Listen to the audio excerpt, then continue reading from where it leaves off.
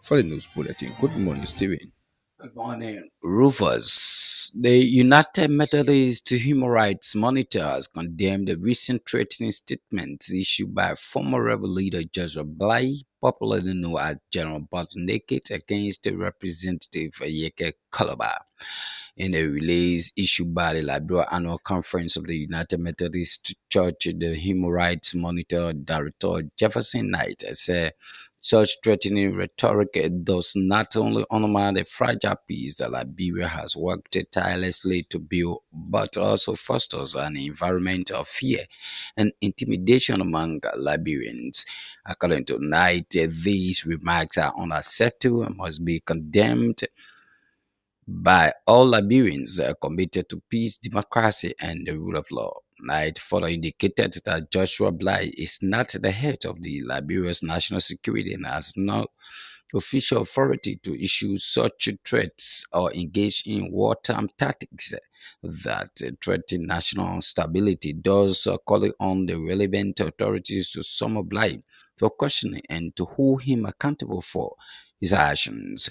The Methodist Human Rights Monitor boards of forewarned that the statements made by former General Bob Ndeke, who played a notorious role in Liberia's civil war, pose a serious threat to national peace, security, and the ongoing efforts towards reconciliation and unity.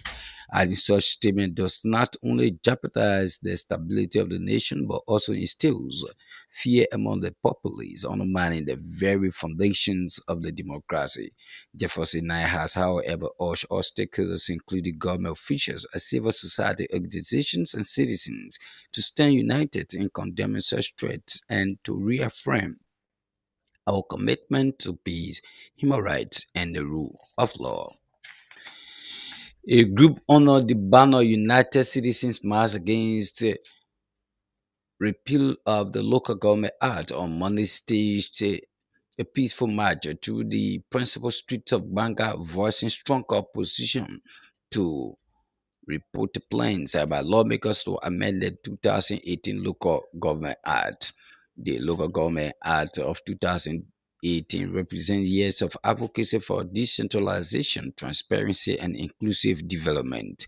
Speaking during the presentation of a petition at the Banga Administrative Building Monday, the head of the group, Comfort Gilly, called on the government to immediately halt any moves to alter key provisions of the act. Gilly declared that any attempt to water it down, it would be a direct attack on local government and could reverse gains made in local governance, reduce community voices, and concentrate the power at the national level.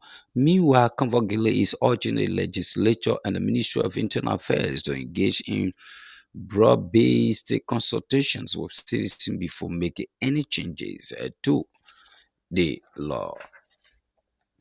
Bang County District Number 3 Representative Marvin Cole has accused the fellow lawmakers of corruption and misuse of power, calling for greater accountability and transparency in Liberia's leadership. Speaking at the Banga Intellectual Forum over the weekend, Representative Cole claimed that the Capitol building symbolically has burned intellectually, citing the breakdown in governance and increasing levels of criminality in the Boaka Kun administration. According to he, according to his email at the Speaker of the Vice President position in the 2029 election, stressing the need to improve the lives of citizens in the country. Meanwhile, Marvin Cole, accused to represent the James Scholar of stealing over $11,000 worth of gasoline coupons from him, claiming that there is a request for repayment. The chairperson of the Access Recovery and Property Retrieval Task Force of Liberia, Councillor Eddie Martin, has disclosed that the institution has 26 active cases with 40 suspicions properties identified and investigated. Speaking on state radio Monday, June 30, the Arab Buzz indicated that the institution will complete and release its investigation concerning properties built with public funds and illegal bank accounts created for corrupt purposes. He added that tracing stolen assets by the government is the first of its kind in the country, noting that IREP is working in the interest of the country and not to witch hunt politicians or civil servants. The chairperson of the Assets Recovery and Property Retrieval Task Force, or Martin has meanwhile announced that the institution will soon begin a massive awareness campaign aimed at educating citizens to report suspicions of properties that they believe to be for the government. The superintendent of Nigeria County, Alicia Grant, has lauded President Joseph Walker for the reburial of former President Samuel Khan Doe and his wife Nancy Doe. Speaking on your BC Monday, June 30, the Nigeria County superintendent termed the president's move to dignify the former president as a sign of gratitude, noting that Nigerians are excited about the reburial of former President Samuel Doe. According to Superintendent Grant, the president has made a great impact on citizens of the county and Liberians at large, thus describing him a true reconciler, indicating that the memory will continue to live with the people of the county. The Grange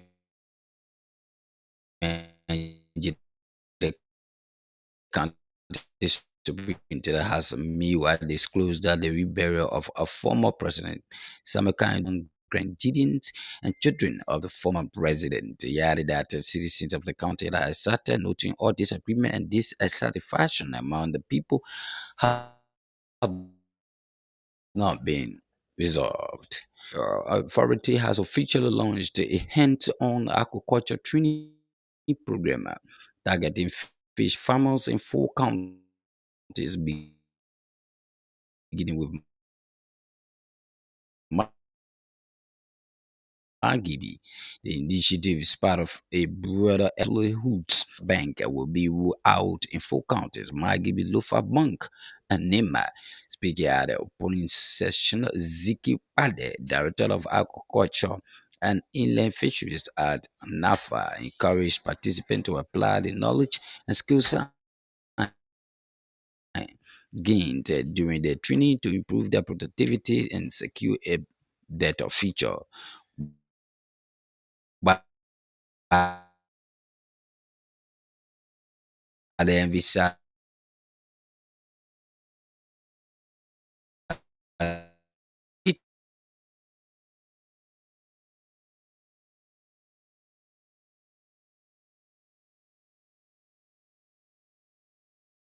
training. According to Bade, the support structure. It also expressed gratitude to the participants for their commitment and active participation, describing their turnout as a positive sign for the sector's growth. The Liberian Annual Conference of the United Methodist Church has ended a 3-day regional leadership seminar in Tapeta Lower Nima County. The 3-day event held under the team leaders for church renewal at the First United Methodist Churches aimed to strengthen internal unity, promote spiritual maturity, and prepare church leaders to confront critical social challenges such as misinformation and youth vulnerability. The event participants included clergy, district superintendent, lay leaders, youth and women organization leaders. Organizers described the seminar as part of LAC UMC's ongoing initiative to build leadership capacity at the grassroots level, unify the church across districts and position, and the church as the normal and transformational force in Liberia's development. Bon County Senator Prince Moye is calling for the legislative intervention amid growing public anxiety over the carrier's safety and the reliability of ASCII airlines. During a media engagement days before his scheduled trip to the United Bon County Association in the Americas Convention, Senator Moye told reporters Sunday in Banga that the airline inability to take travelers with their belongings is a serious concern and something that he needs to elevate at the legislative level. The lawmakers' public comments have amplified mounting complaints from Liberians both at home and abroad about ASCII's operational delays. mechanical issues, and overall service quality. Julius Jeff, journalist, took off of Facebook on Sunday, urging Ascal Airline to do better. He added that it is unacceptable that this modern aviation era passengers in Monrovia still board flight uncertain of their safety.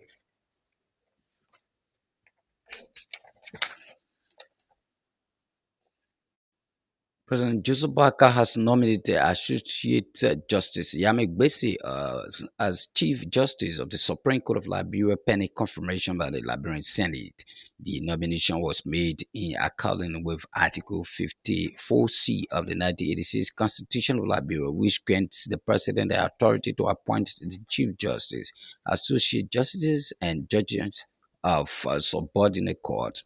Additionally, the nomination aligns with Article 72B of the Constitution, which mandates a retirement of justices upon reaching the age of 70. In the letter addressed to Senator Nyomli Kanga Lawrence, President pro tempore of the Liberian Senate, President Bouaka described Justice Bese as a distinguished judge, that's jury, who has demonstrated exemplary integrity, profound legal acumen, and commitment to upholding the rule of law and the Constitution. President Bouaka called on the Honorable Liberian Senate to expeditiously consider and confirm this nomination. Justice Bise's appointment, if confirmed, will mark a continuation of his long-standing judicial service and dedication to the Liberian legal system. The House of Representatives has endorsed the consolidated audit report of the Joint Public Account Expenditure and Audit Committee of the 55th Legislature, setting the stage for public hearings into the financial management practices of several government institutions. The report, titled Consolidated Report of the Joint Public Accounts Expenditure and Audit Committee 2025, was submitted during the 13th day sitting of the second quarter and received unanimous approval for members of the House. The report presents findings from audits conducted by the General Auditing Commission and reviewed in collaboration with the Auditor General and his technical team. The Joint Committee emphasized that the findings and recommendations included in the report were thoroughly reviewed and technically vetted to ensure accuracy and alignment with legislative oversight priorities. Among the institutions captured in the report are the Liberia Water and Sewer Corporation, which was audited for compliance with operational policies and regulations for the period ending June 30, 2021. The CLSG Rural Electrification Project was audited for its financial records between June 30, 2021 and December 31, 2022, with a focus on cross-border energy supply involving Cote d'Ivoire, Liberia, Sierra Leone, and Guinea. The National Bureau of Concession was reviewed through a management letter audit covering 2016 to 2019, addressing oversight of government-approved concession. And Liberia has fulfilled a major presidential promise with the dedication of a state of the art student dormitory at the Regional Maritime University in Accra, Ghana. The move has been hailed as a milestone in strengthening regional maritime education and cooperation. The 50-bed dormitory named SS World Peace was formally opened during a side event at the 33rd Board of Governors meeting of RMU, which brought together maritime leaders from Liberia, Ghana, Sierra Leone, the Gambia, and Cameroon.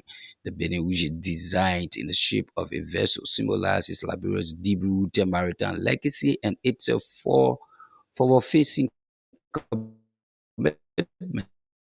to shaping Africa's next generation of seafarers and shipping professionals. Blaze News. That was Stephen Tado with the news bulletin. The news bulletin is a regular feature on Blaze News Point. If you are just joining us, this is a reminder you are listening to Blaze News Point, a 45-minute presentation of news from Liberia, Africa, and our one world. In the headlines, United Methodist Human Rights Monitor condemns recent threatening statement issued by former rebel leaders General Bob Naked against Representative Yeke Kolubat in Grand Chide County. United Citizens Mass Action against repeal of the Local Government Act strongly rejects reported plans by lawmakers to amend the 2018 Local Government Act. Representative Marvin Cooler, Bone County District Number 3, accuses fellow lawmakers of corruption and misuse of power, calls for greater accountability and transparency. And away from Liberia, at least 7 people killed during a crackdown on protesters who are calling for Togo's president to step down, according to the BBC. Let's take this very short break and return with